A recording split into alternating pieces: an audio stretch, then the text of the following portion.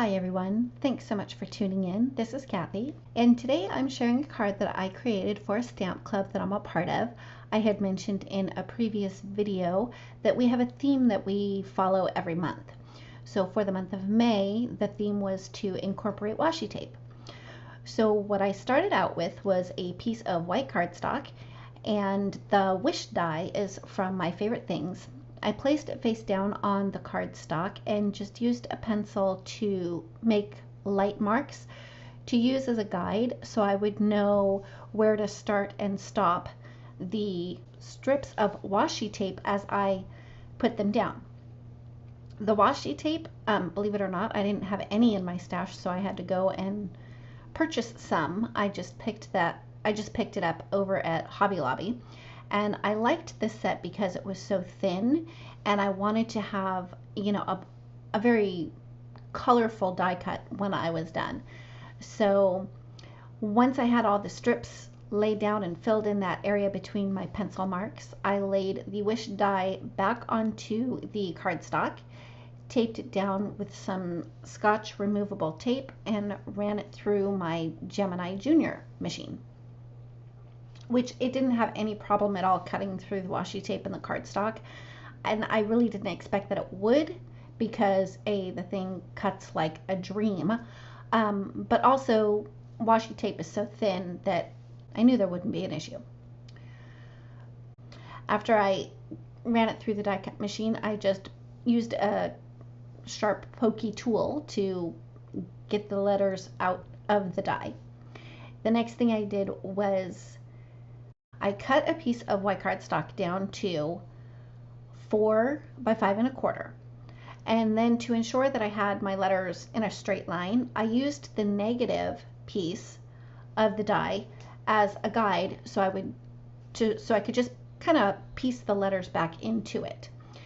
Now, as you can see, I'm obviously not adhering the letters with the washi tape on it because I had cut the word wish out 3 more times out of white cardstock, scraps that I had in my drawer, because I did want to have some dimension. I ended up only putting 2 layers of the white cardstock down, and then the third layer is the layer with the washi tape on top of the die cut letters. I just used liquid glue to put those back into place, kind of like a puzzle. You'll see after I put glue on the back of the letters, I pick it up with my tweezers and take it off screen. I'm just kind of dabbing off the excess glue to make sure that it doesn't squish out all over the place. Once I had all of the letters put back into place, I just removed the negative piece that I was using as a guide, and voila, I had my letters pretty much lined up fairly straight. Now I knew that I wanted to stamp the words "Make A" above the wish die cut, but I didn't have the foresight to realize that with the die cut being dimensional, it was probably going to be pretty hard to stamp the words. So I adjusted a little bit, and I used the words "Make A" from a Birch Press Design stamp set, stamped it onto a piece of scrap white cardstock with VersaFine Onyx Black ink, and then used the coordinating dies to cut them out.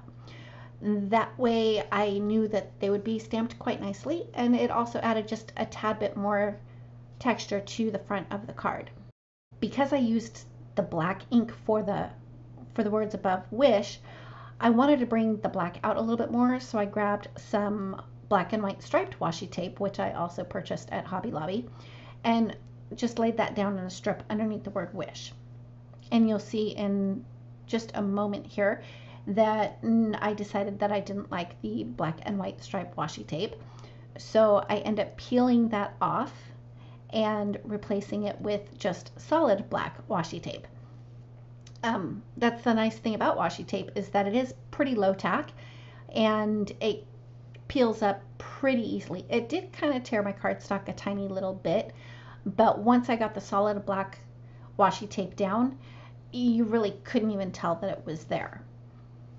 After I had finished doing that, I cut a piece of solid black cardstock down to 4 1/8 by 5 3/8 and adhered the wish panel on top of that, and then added that to the front of a top folding A2 sized white note card.